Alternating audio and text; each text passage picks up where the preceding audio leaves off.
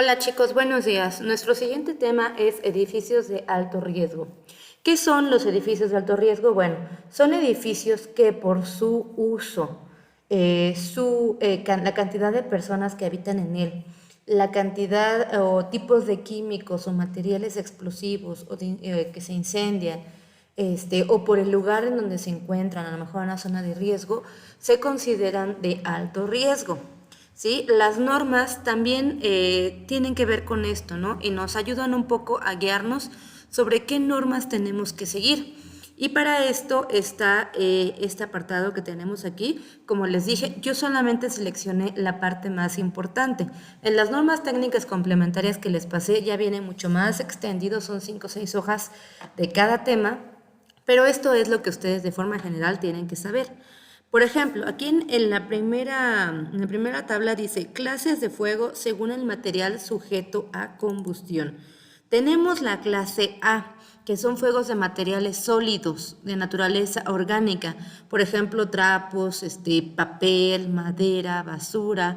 En general, por ejemplo, el papel, la madera se queman muy rápido, entonces esta produce cenizas, produce carbón y esto hace que se incendie más rápido y además es más difícil el apagar este tipo de fuegos.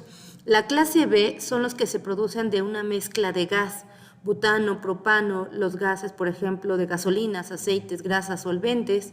Estos son muy propensos, por ejemplo, en las gaseras, ya sea, por ejemplo, las que venden el gas natural por ejemplo, el gas para la estufa o por el gas de la gasolina, ¿no?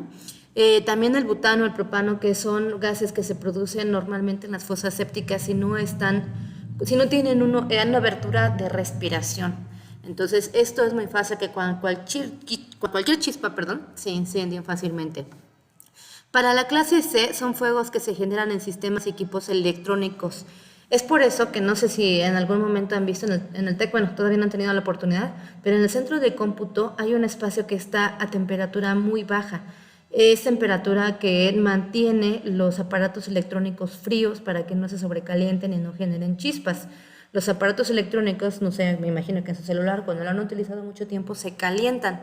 Entonces, estos aparatos pues tienen muchas cosas, muchos componentes que se incendian muy fácilmente. Sí es muy complicado poder quitar el fuego. No se quita con agua, son con otros elementos y ahorita lo vamos a ver. La clase D son fuegos que se presentan en metales combustibles en polvo a granel, por ejemplo, el magnesio, titanio, sodio, litio y otros elementos químicos.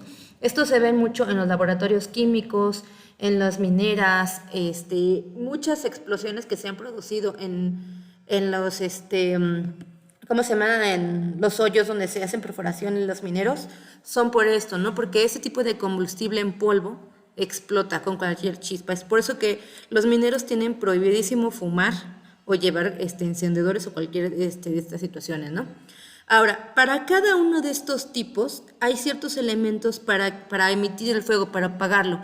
El agua, por ejemplo, sí funciona para por ejemplo, la madera, para papel, pero no funciona para la gasolina, no funciona para el diésel o para el gas, no funciona para los equipos electrónicos y no funciona, por ejemplo, para los combustibles en polvo, ¿no?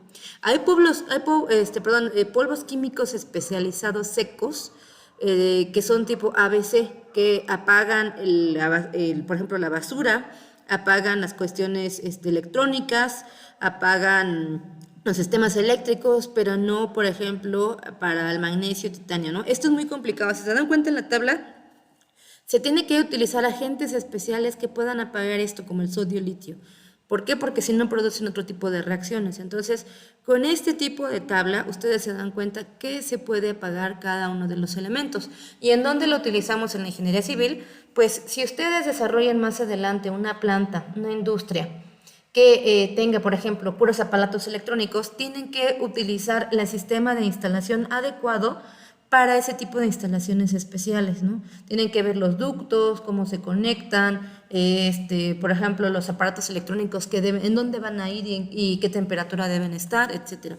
Entonces, esto ya no es mucho más especializado, pero seguramente si ustedes cuando van a sus prácticas profesionales o ya cuando ejerzan como tal la carrera, pues se darán cuenta de que es muy necesario que sepan mínimo en dónde viene esto, ¿no?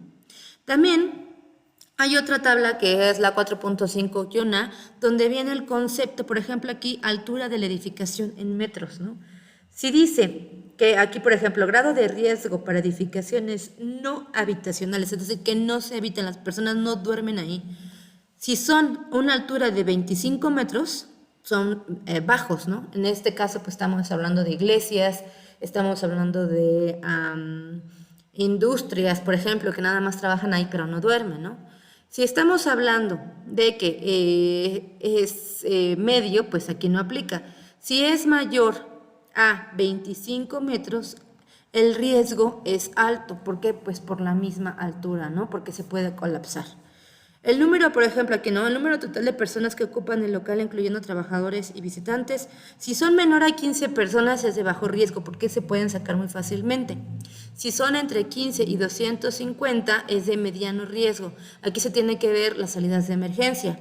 Si es mayor a 250 personas ya se considera un edificio de alto riesgo. Estamos hablando que, por ejemplo, pueden ser lugares de salones de fiesta donde manejan 200, 300 personas, lugares concurridos, centros de convenciones, todo ese tipo de situaciones, ¿no? Donde tienen inventarios de gases inflamables en litros, si son a menor de 500 litros es de bajo riesgo. Si son entre 500 y 3.000 litros es de mediano riesgo. Si son mayor de 3.000 litros se considera de alto riesgo porque va a ser más complicado de que se pueda quitar si hay un incendio, ¿no? Entonces, como tal, aquí vemos otra tabla donde vienen también no solamente lo que se quema, ¿no? Sino por las personas que habitan o lo que se encuentra en esa construcción o en ese edificio. También tenemos, por ejemplo, la tabla 4.5b, donde vienen aquí en conceptos, y como repito, hay más abajo, nada más que nada más utilicé una parte para mostrársela. Edificaciones de uso exclusivo de vivienda. Si son de 6 niveles, un edificio de 6 niveles es de bajo riesgo. Si son de 6 a 10 niveles, es decir, estamos hablando de edificios muy altos, es de mediano. Pero si son más de 10 niveles, como en la Ciudad de México podemos ver esto muy comúnmente, se considera de alto riesgo, porque es más difícil evacuar 10 niveles, ¿no? Que por ejemplo 6. Y usos mixtos, es decir, que sea para vivienda y otro tipo de uso, por ejemplo comercial, donde abajo hay locales y arriba habitan las personas, es de acuerdo al riesgo y uso habitacional, es de acuerdo a lo que líquidos que se encuentran, a la cantidad de personas que habitan, etc. Y para esto tienen una tarea donde tienen que escribir qué significa cada norma de estas, ¿no? Aquí vienen, las normas no cambian, a menos de que se cambie en la Gaceta Oficial de Gobierno. Esto es muy complicado y tarda mucho tiempo en cambiarse porque tienen que hacerse estudios, pruebas, logísticas, etcétera. Pero van a poner aquí de forma muy concreta qué significa cada norma de estas, por favor. Esta es su siguiente tarea y es una tarea para hoy.